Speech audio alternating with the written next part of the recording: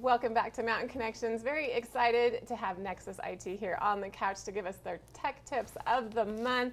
We have Earle, Foote, and Travis Gunn here. We are going to discuss smart devices, how they can help us in our homes, but also the security and privacy issues that come with them. So thanks so much, Earle and Travis, for being here today. Thanks for having us. Good morning, everybody. Thank you so much for having us here. So smart devices are on the rise. I feel like almost everyone has an Alexa, Google Nest, maybe security system, thermostat, smart lights, one of those things in their homes. But there's some security issues that have come about with everything being tied to online usage. Absolutely. So these devices, geeks like us call them IoT, or Internet of Things devices. All of those smart connected devices that we have in our homes. You have picture frames, you have TVs, you have refrigerators, you have those digital assistants, you have cameras and thermostats and all these connected devices, right? And the standard consumer doesn't understand oftentimes that those things can pose a risk to them. They can be hacked if you're not doing the right things to protect yourself and your home from that. I think for me, first of all, the most important thing that people should really think about is, do they really need and want that device, and are they familiar with what the potential privacy risks and security risks are with the device? I think that's the first consideration that should be made. They're great, they're fun, we like the gadgetry, right? Some of those devices certainly they enhance our experience at home and our life, right, and give us some tools to do some fun things with. But you do have to be cognizant of some of the potential risks, right? I think that some of the things that are the misnomer is, number one, password protect these things, right? A lot of these services, I think we can call them services nowadays, they'll allow you to set them up without a password, right? My wife brought home a really cool Bluetooth picture frame that you can connect your phone to with Bluetooth, and you can have it stream all the pictures on your phone, right? Which is really cool. She's like, we'll just leave let's not put a password on it. It was on the news. There was one of these that somebody was throwing pictures from the street on somebody's home picture frame, right? That's a little weird, right? Yeah. So, and don't use the same passwords that you use for your banking. Yeah. Just saying. It's a little, yeah, certainly those things are creepy. And a few months back, there were a few stories that broke in the news about particularly Ring cameras, and some people are, they're really meant to be used externally. Some people are using them inside the house, and some families who were using them kind of as kid or baby monitors in children's bedrooms, and cameras getting hacked, and then people speaking to the children, obviously able to see the child through the camera, and then speaking to the children over the two-way audio or the microphone, which is, horrifying, right, for a little child to have somebody on the other end saying, "Hey, this is Santa Claus," right, and being a total creepo. And so, some quick tips. First of all, the first thing you want to do when you take one of those things out of the box is make sure that you update it to the latest firmware, the latest software to run it.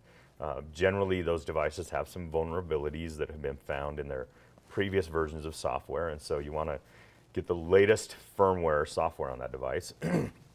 They generally come out of the box without a password or with a very simple default password like admin or like password.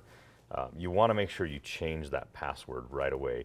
Generally, as you run through the setup wizard, you'll be prompted to do that, but if you're not, you need to get into the device and you need to change the password, because otherwise it's set to the default, and it will be very easy for somebody to hack it. And I think it's worthwhile to determine, hey, what devices do we want to have, right? They're all fun, but do some research and find out, do I really want to have it? What are the risks, first and foremost? Because you may realize, I don't necessarily want Alexa, spying on me, right? My wife was talking to a friend of hers about, we should take the boys to the monster trucks, right, this weekend or whatever. And next thing I know, she opens up Instagram and she's getting ads on Instagram or on Facebook for monster trucks, right? So it's just to determine what you really want and understand what the risks may be.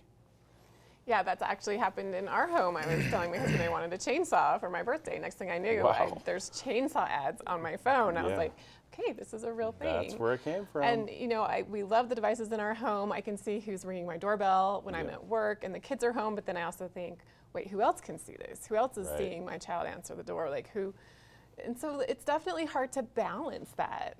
Yeah. I mean, and I'm kind of a geek for gadgets anyways, right? And new things come out and you're like, oh, that's cool, I gotta try that out. And I think we're we're so used to, particularly here in the US, to just consuming, right? Like, oh, something new came out and it's shiny, let's get it and let's give it a go. And that's all fine and great, but you really need to understand what your risks are, what privacy you're giving up, you know, and what your potential security risks are. Especially for cameras, just think, when I put cameras anywhere, do I assume that these things may be streaming somewhere else, right? Take that into consideration as you're putting cameras in your home, right? Would I want someone else to see or to be aware of whatever is happening where this camera is, right? Because like Earle said, those are a lot of the Ring devices, not just Ring, but the other manufacturers. Sure. Sorry, we like Ring, I have Ring.